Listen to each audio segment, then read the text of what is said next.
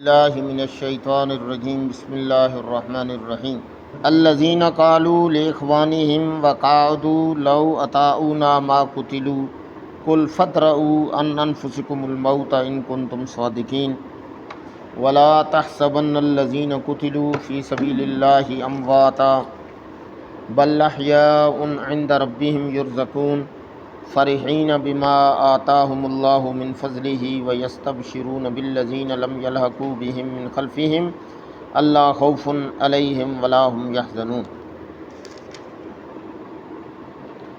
الذین قالوا لاخوانہم، یہ ایسے لوگ ہیں جنہوں نے اپنے بھائیوں کو کہا وقعدوا، کہ بیٹھے رہو،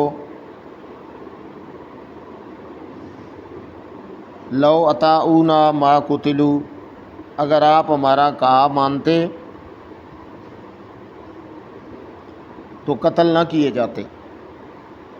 قل فادرؤوا عن انفسکم الموت، اے میرے پیغمبر انہیں فرما دیجئے اچھا تو اگر گھر بیٹھنے سے موت نہیں آتی تو پھر فادرؤوا عن انفسکم الموت، جب موت آئے گی تو اسے اپنے آپ سے ہٹا لینا۔ ان کنتم صادقین، اگر تم اس بات میں سچے ہو کہ موت میدان جنگ میں آتی ہے، نبی کی اطاعت کرنے سے آئے گی، اور اگر گھر بیٹھے رہے اور تمہاری بات مانی تو پھر موت نہیں آئے گی۔ اور جو اللہ کے راستے میں شہید ہو جاتے ہیں، مار دیے جاتے ہیں، وَلَا تَحْسَبَنَّ الَّذِينَ قُتِلُوا فِي سَبِيلِ اللَّهِ أَمْوَاتًا، آپ نے گمان بھی نہیں کرنا، کبھی اپنے ذہن میں بھی نہیں لانا کہ جو لوگ اللہ کے راستے میں قتل کر دیے گئے، شہید کر دیے گئے، مار دیے گئے، امواتا، ان کو مردہ، بل احیاء، بلکہ وہ زندہ ہیں۔ کہاں پہ زندہ ہیں؟ عند ربہم، اپنے رب کے پاس، یرزقون، وہاں پہ انہیں رزق ملتا ہے، فرحین بما آتاہم اللہ من فضلہ، اور وہ خوش ہیں اس بات سے، اس فیصلے سے، آتاہم اللہ من فضلہ، جو کچھ اللہ تعالیٰ نے اپنے فضل سے انہیں عطا کیا۔ وَيَسْتَبْشِرُونَ، اور وہ ان کو خوشخبری سنا رہے ہیں، لم یلحقوا بہم من خلفہم، جو ان کے پاس وہاں پہ نہیں پہنچ سکے۔ کیا ہے؟ اللہ خوف علیہم ولا هم یحزنون، کہ آپ اپنا غم، اپنا خوف نہ کرو اور دوسروں کا غم نہ کرو۔ مرتے وقت بندے کو اپنا خوف ہوتا ہے کہ میرا کیا بنے گا، اور دوسرا غم ہوتا ہے کہ میرے بعد میری اولاد کا کیا بنے گا۔ غم دوسرے کا ہوتا ہے اور خوف اپنا ہوتا ہے۔ اچھا، یہ آیت ویسے سارا مضمون ایک ہی ہے، لیکن چلو جتنا ہو گیا بیان۔ وہ تو منافقین کا چل رہا ہے، وہ کہہ رہے تھے کہ اگر وہ جس طرح ان کے بھائی بیٹھے رہے ہیں اسی طرح وہ بھی بیٹھ کے صرف باتیں کرتے رہتے، میدان جنگ میں نہ جاتے تو نہ مارے جاتے، ہماری بات مانتے تو نہ مارے جاتے، انہوں نے رسول اللہ صلی اللہ علیہ وسلم کی بات مانی تو مارے گئے۔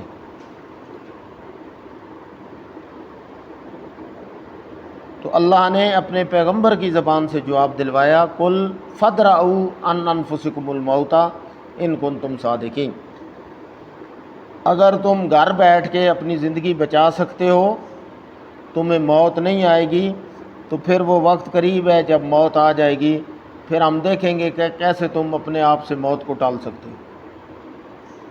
موت تو آ کے رہے گی، وہ انبیاء پہ آئی، شہداء پہ آئی، اور نیک اور اللہ کے صالحین بندوں پہ آئی، کوئی بندہ موت سے بچا نہیں، بلکہ اللہ نے قانون بنایا، وما جعلنا لبشر من قبلک الخلد، اے میرے پیغمبر صلی اللہ علیہ وسلم، ہم نے آپ سے پہلے کسی انسان کے لیے اس دنیا میں ہمیشہ رہنا نہیں رکھا۔ افا امتا، اگر آپ پہ موت آ جائے گی، فہم الخالدون، تو آپ کے دشمن ہمیشہ رہیں گے، رہنا انہوں نے بھی نہیں۔ نبی پاک صلی اللہ علیہ وسلم کے جب بیٹے حضرت ابراہیم نے وفات پائی تو انہوں نے کہا آج سے اس کا نسب ختم ہو گیا، اب اس کا پروگرام آگے نہیں چلے گا۔ تو اللہ رب العالمین نے فرمایا کہ ان سے پوچھیں کہ اگر آپ مر جائیں گے یا آپ کی اولاد ختم ہو گئی تو آپ کا پروگرام رک جائے گا، تو ان سے پوچھیں یہ ہمیشہ رہیں گے؟ ہمیشہ انہوں نے بھی نہیں رہے۔ کیوں کہ ہمیشہ رہنا صرف اللہ کے لیے، اللہ کے علاوہ کسی کے لیے ہمیشہ رہنا نہیں۔ جو آیا ہے اس نے جانا ہے۔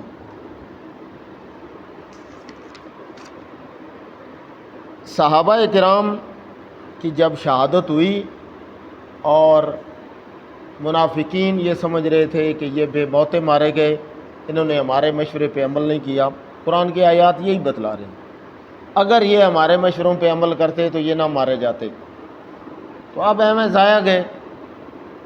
تو رب تعالیٰ نے فرمایا وَلَا تَحْسَبَنَّ الَّذِينَ قُتِلُوا۔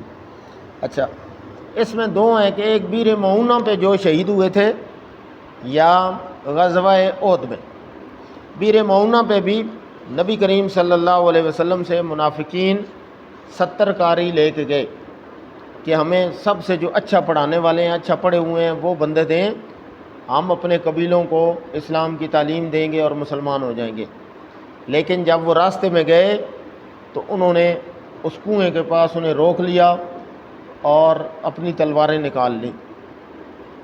انہوں نے جب چاروں طرف سے دیکھا کہ ہم گھیرے گئے ہیں تو انہوں نے چند اشعار کہے، اور ان اشعار کو اللہ نے محفوظ کر کے اپنے پیارے پیغمبر صلی اللہ علیہ وسلم کو سنایا کہ آپ کے جان نثار، آپ کے جاننے والے، ان کے ساتھ یہ واقعہ پیش آیا ہے اور ان کو بے دردی کے ساتھ شہید کر دیا گیا۔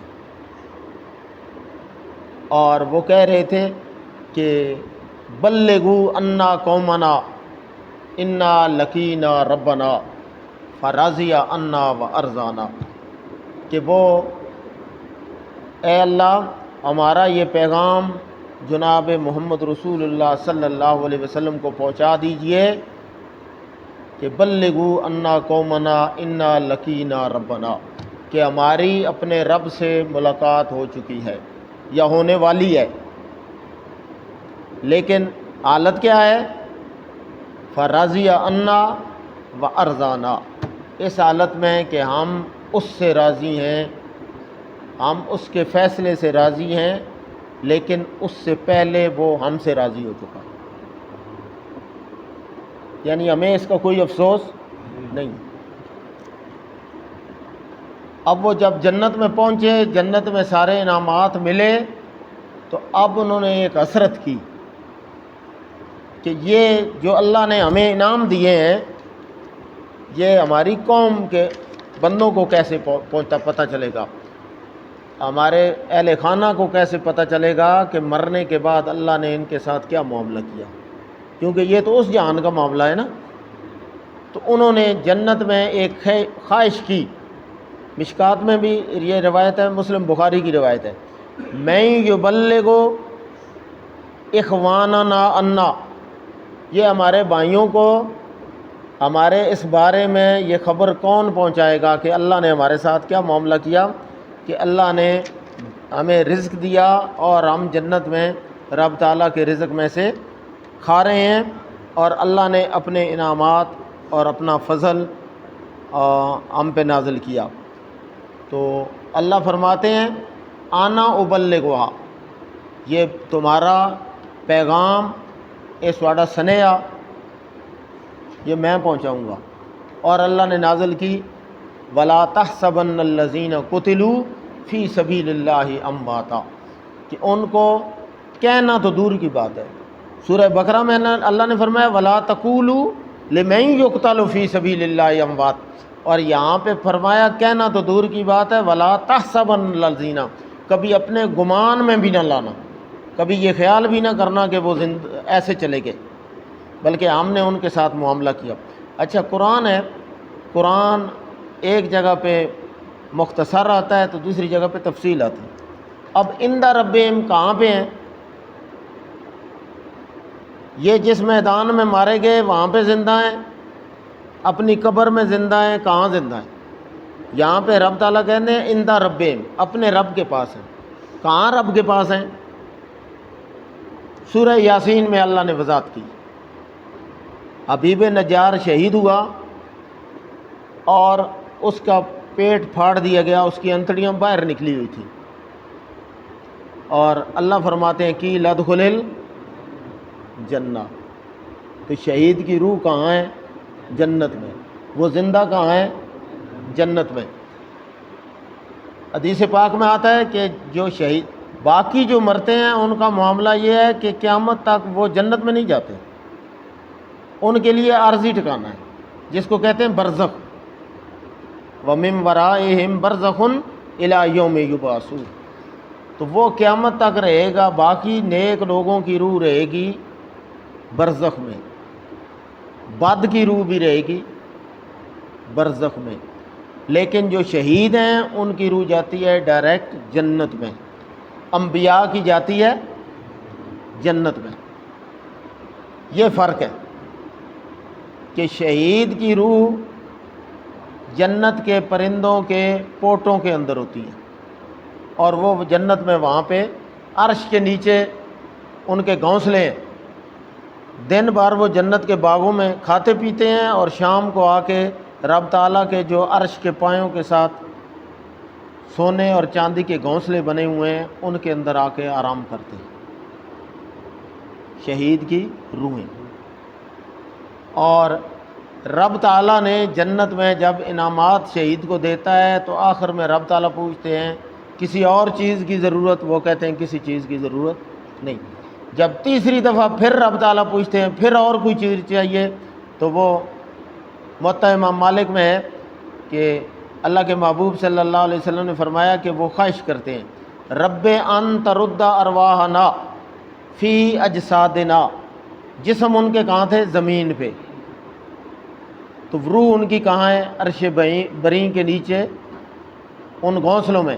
وہ کہتے ہیں رب تعالیٰ یہ ہماری روح یہاں سے لے کے اس دنیا والے بدن میں لے جا، رب ان ترد ارواحنا فی اجسادنا حتی نقتل فی سبیلک مرۃ اخری، کہ اللہ جتنا مزہ تیرے راستے میں شہید ہونے کا آیا ہے تیری جنت میں بھی نہیں آیا، تو ہماری روح کو واپس جنت سے دنیا میں بھیج، ہم دوبارہ زندہ ہوں، تیرے راستے میں تیرے دشمنوں کے ساتھ لڑیں، پھر ہم شہید کر دیے جائیں۔ اور نبی پاک صلی اللہ علیہ وسلم نے خواہش کی لَوَدِدتُّ أَنْ أُقْتَلَ فِي سَبِيلِ اللَّهِ ثُمَّ أُحْيَا ثُمَّ أُقْتَلْ ثُمَّ أُحْيَا ثُمَّ أُقْتَلْ، میری دلی خواہش یہ ہے کہ میں اللہ کے راستے میں شہید ہو جاؤں، پھر رب تعالیٰ مجھے دوبارہ زندگی دیں، پھر میں جہاد میں شرکت کروں اور پھر شہید ہو جاؤں، پھر رب تعالیٰ زندگی دیں اور پھر شہید ہو جاؤں۔ یہ جنتیوں کی خواہش ہے جو اللہ کے راستے میں شہید ہو گئے۔ اور 80 سے زیادہ آیات کا مضامین یہ ہے کہ جو دنیا سے چلا جائے اس کا دنیا کے ساتھ کوئی تعلق باقی نہیں رہتا، وہ دنیا والوں کی نہ بات سنتا ہے، نہ انہیں دیکھتا ہے، نہ ان کا جواب دیتا ہے۔